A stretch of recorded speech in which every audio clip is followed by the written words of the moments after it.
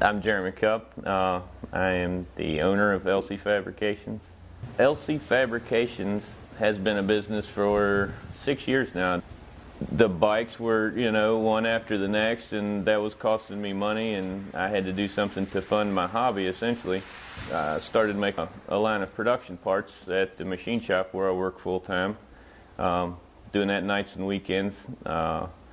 So that I could pay to keep building bikes, and it's kind of went hand in hand. The better I do with bikes, the more parts I sell, and the more parts I sell, the cooler bikes I can afford to put together. So the majority of my inspiration comes from early industry, early architecture, 20s, 30s era machines, buildings, trains, planes, and automobiles. Early stuff has a lot more class. There was a lot more effort that went into it. There was a lot more, put into making a nice quality product versus a quick disposable product. I think a stock bike is fine as a stock bike is, an inexpensive and enjoyable piece of transportation. And, there's that side of motorcycling to me. And then on the other side is, it's kind of an art form, need to create things that I have, I've got some nice simple riders, and I've got some, some butt jewelry, to be honest with you, but it's kind of my creative expression, I guess you'd call it. I'm working to pull the two together to somewhere in the middle, so that's... So basically we're gonna try to make this radius connect to this point right here. When I go about, coming up with a design for a bike, a lot of it is based on what I was able to pick up cheap over the last year, what engine I have floating around. Every manufacturer made cool stuff and they made junk, so there are certain engines I like aesthetically, or they've got that legendary background to them, or I like stuff that you don't see other people use very often. So, I'll start, I'll kind of get an idea off of, hey, that's cool, or hey, I've got that and that's cheap, and then I'll start trying to dream up what I'm going to build around it. I've been featured in the Horse Backstreet Choppers several times. The very first one was Street Chopper. Most recently was the cover of Cycle Source. I had the cover of Ironworks, Greasy Culture, Lowside out of Baltimore. I got quite a few foreign magazines sent in the mail to me that I can't read after doing the World Championship, so it was kind of neat to see that the AMD did a good job of spreading coverage around, and I got a lot of features in places I didn't know existed. The more major awards, I guess in '09, I wound up at the AMD World Championship in Sturgis. Took two bikes and took 14th and 6th place in 2009. Went back last year in 2012 and got 2nd place. The 2012 Ultimate Builder Series, I won the National Grand Champion there. Most recently, I won the Retro Mod class at the Harley-Davidson 110th Anniversary Show. You got the recycle bike guys, that's the new thing now, and you've got the, your typical bolt-together Paco frame, and then you've got guys who, really kind of set the standard in creativity and quality and styling, and that's where I want to be. I'd like to be in the lead. Word to your moms that came to drop bombs. Got more rhyme than the Bible got songs. A lot of times I go to bike shows and they don't know what class to put my motorcycles in, and I always feel like I did my job if you can't find a class to put my motorcycle in, because that's what custom is, If it's a bobber, then it looks similar to somebody else's bobber, doesn't it, So, yeah, I'm a motorcycle guy. That's, engine and 2 wheels. To me, the average bike builder kind of caught the coattails of, the popularity of the last run of TV shows and whatnot. Suddenly everybody wanted to be a bike builder and, be a rock star and make a lot of money and get a big trailer with their name on the side of it, they were chasing a fad, chasing a quick buck, whatever it was. I do this because, if it wasn't motorcycles, I'd be making you know, really cool tables out of metal, or I consider myself somewhat of an artist. I'm a fabricator. I'm a machinist, you know. And I'm passionate about all of those things. I do them so that, you know, maybe what I do will inspire the next generation of artists, fabricators, and machinists rather than computer button pushers. You know, there's a whole lot more to living than earning a buck. You know, I'll keep the light on and I'm happy. You know, as far as who I would prefer to compete against, I've gained a lot of respect for the other current builders. You know, and I think they show me the same respect. First thing your average Joe always asks me though is, you know, oh, have you ever been in a show with Jesse James, or, you know? So I think it would be really cool to, like, you know, smear Jesse James at a bike show just so I could say that I did, you know? I'm terrible at teaching, for one thing, and I'm extremely anal, you know, like, I just don't want you to touch it, I'll do it, you know, because you might mess up, or my mistakes, that's my mistake and I'll live with it, you know. If it's somebody else's mistake, then I'll probably look at that piece for the rest of my life and say, man, I can't believe I got screwed that thing up like that, you know.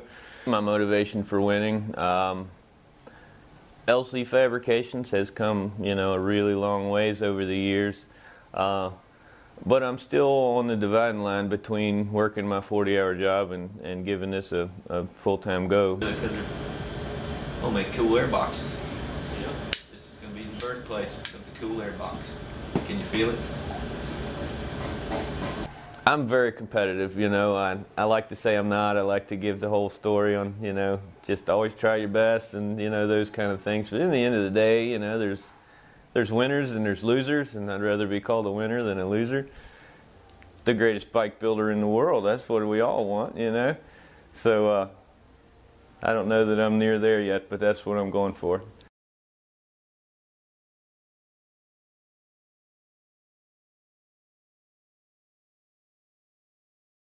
My name is Bruce Walker, just an extra set of hands to carry the load.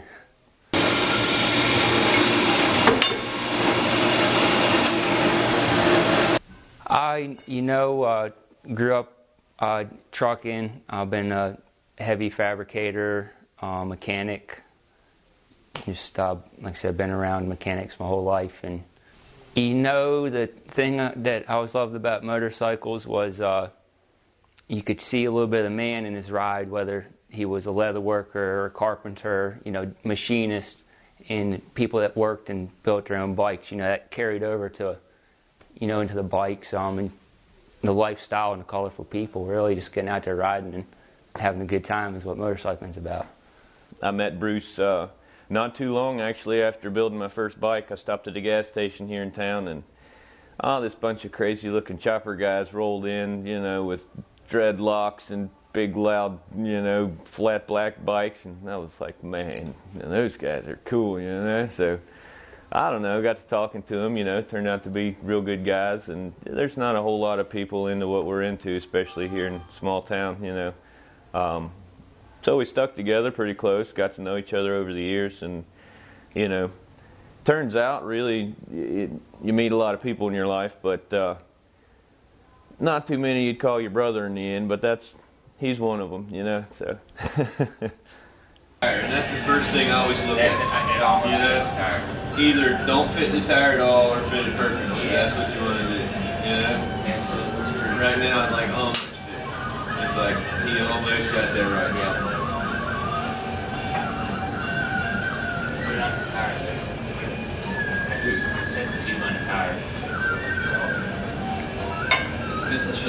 Well, I mean, it's not that the radius is bad, It's just the way it beats everything. Yeah, it's like the neck needs to get dropped down. Yeah, but then we're going to be hitting the tire when the springs be dressed. Man, he is a genuine practice, what he preaches, man. Looks at things a lot differently than your average motorcycle enthusiast. Just hell of a craftsman and outside the box.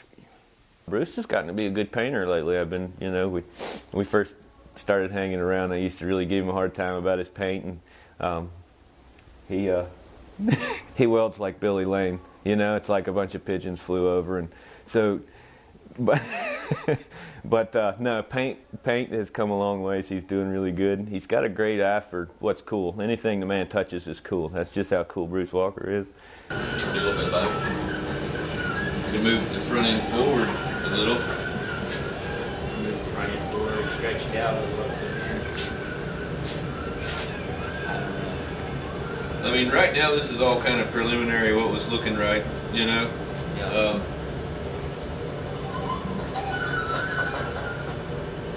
As long as we don't change the angle, you know, the whole wreck and trail crap is about right now.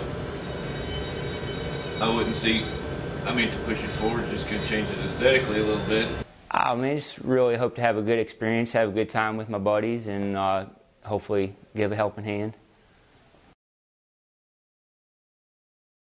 Lyle Sprouse. I'll enjoy fixing things that's broken. Lyle's actually a highly trained diesel mechanic. The more I find out about him, he's pretty much a guru with a wrench. You know, he doesn't do a lot of fabricating and things, but he's certainly not afraid to hop in there and do his best at it either. I come to work in Grotto 6 years ago for a friend of mine. We were into motorcycles, and he was getting into motorcycles at the same kind of time, and we would meet each other, see each other, and acquaintance through my boss, and then just seeing him being kind of the same person I was, or didn't want to let no new people in, just kind of, it was good. It was good. It took us a little while. Lyle's a good guy. He's made some mistakes in his past life, and you know they haunt him a lot. So he's kind of, you know, he's got good days and he's got bad days. You know, it started out before we knew each other very well. He was that grumpy guy, you know, and once we really got to know each other and we started to kind of, I guess, bleed on each other once in a while. You know, he's a genuine good person. He's into a different style of motorcycles than I was. I'm still learning his style, so it's good. I always like choppers. I always blasted by and scared the shit out of you or something, you know. Got your attention. That's what I was wanting.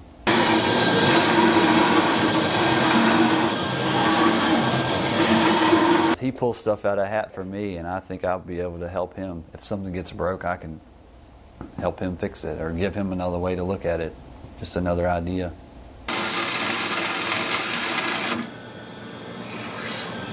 I like to win, yeah, of course, everybody does. That's why we do things. My name's Shane Ramey. I've been working with Jeremy, I guess, since 2008 or so. Built a few bikes, you know, here, of course, in the shop. Like doing a lot of the wiring and doing some of the fabrication. Shane and I met. He's actually not too far out of town. Knew that I was into bikes, he was into bikes, and he was wanting some help on a BSA project. You know, so he come by, started hanging around the shop a little bit. Then I ended up building my first bike in 2005, just on my own. And then shortly thereafter, got with Jeremy, and we got into it pretty heavy. Well, he's really strong on having American-made parts and doing most of the work himself. He doesn't like letting any other, of course, shops doing his own work. He likes learning, being a part of the whole process. Shane's like all around intelligent, you know. The guy should like invent the next great thing in history. You know, from wiring to electrical to hydraulics to, you know, it's just ask him and he already knows, you know. So he's just really good all around. I like the art side of it. And that's something I've gotten into also in the last couple of years, making art at home. And it's enjoyable. I don't like to have something that everybody else has. Definitely welding skills have improved tremendously.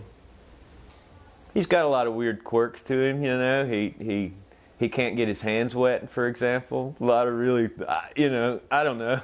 He's too nice. You can't find out a good yes or no. He just agrees with what you say, so he doesn't offend anybody, you know. So you got to really learn Shane, I guess. I hate to lose on anything. It can be, you know, tic-tac-toe. Last on the team would be my dad, Ray Cup. He's the owner of Cup Manufacturing, which is a machine shop where I've worked for the last 12 years. Really where LCFab got its start was on a little old table back there in the corner where I built that first bike. The deal was when I went to work for him was he had to give me a space to, do my projects. At that time it was trucks, but it quickly turned to bikes not too long after starting there. Without his shop and his equipment and things, I wouldn't be here. I'm a lot better at the old school manual machining. I can do the CNC work, but I don't like it.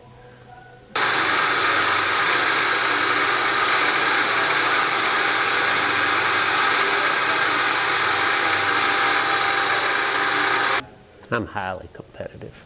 I wouldn't even let him win at Chutes and Ladders when he was a kid. So, how was school today?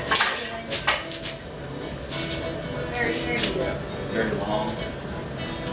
I liked it. We got to do some fun actually. Not really every day school. The main thing is to see that Jeremy goes farther with his, because that's the one thing. I don't want everybody to say, well, it's because your dad owns a machine shop. It ain't. Same way my dad owned a machine shop, but he sold it. And I started my own from scratch. So it's more a thing wanting to see him do his own thing and be his own boss.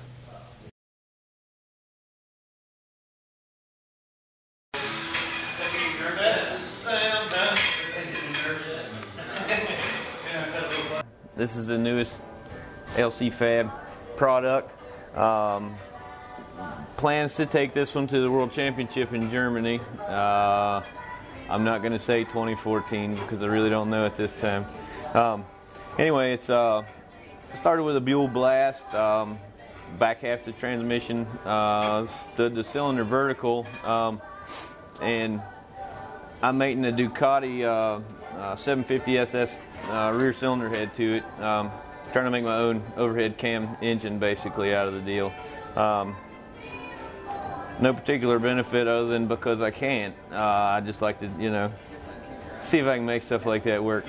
Do something I haven't seen before. Making it to a per-unit BSA transmission. The overall style of the bike's going to be, I guess, sort of speedway-ish, except a little more modern, old, all at the same time kind of thing. So this area of the shop is kind of the parts storage area. This is my stash of good deals that I couldn't pass up and things of that nature. I'm kind of a shit hoarder, I guess you'd say, to an extent. But like I say, I'm into old things, and old things aren't going to get made again tomorrow. So when I run across one, I try to get on it if I can. Also doubles kind of the leather seat area. It's a nice place to sit where it's calm and do a little leather patterns every now and then. So right now we're in what I call my machine shop as of now. So far I've been able to piece together a few old pieces of equipment, your basic mill, a lathe. It's about precision enough for fabricating at this point. My dad, he's working on a set of, actually they're just fancy nuts to hold the perimeter rotor on the wheels. I'd made them at an earlier time at his shop and made them a little too thick, so he's machining them down so we can get them to fit the wheel. See y'all later. That's only 40 bits. So this is kind of the fabricating area of the shop. Sort of got the welder, the bandsaws, the frame table, of course. It's kind of where the initial mock-up frame building, all those things happen right here. I've got Lyle over here is working on a pair of motor mounts, and Bruce is actually working on the down tube. We're going to try to form a radius around the front tire. So this is the paint booth that we put in the shop here. Actually, it was already here. The building was originally a grocery store, feed store, 30s, 40s era, I'm believing. Anyways, this was the original meat cooler. Worked out really well. It was nice and sealed up, insulated well. We plugged it off, put a fan in it, and painted it white. So this is kind of our front room, clean room, assembly area. What little service work we take on, we do here. And the parking lot for past projects too. It's like I say, it's a little cleaner than the rest of the shop. So this is our fancy room.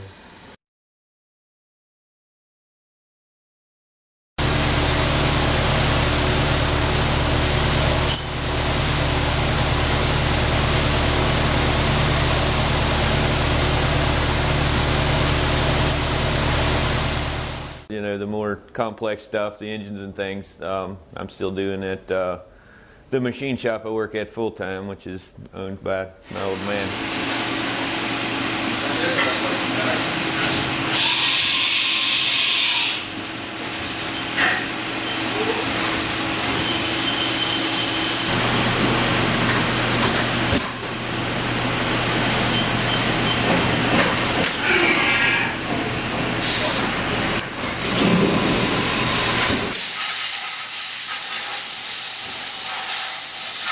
I'm looking for that shot at making it, I don't, I've been working hard for many years to do it. I don't want any government dollars. I want to do it the right way. Something like this could help push you over that edge,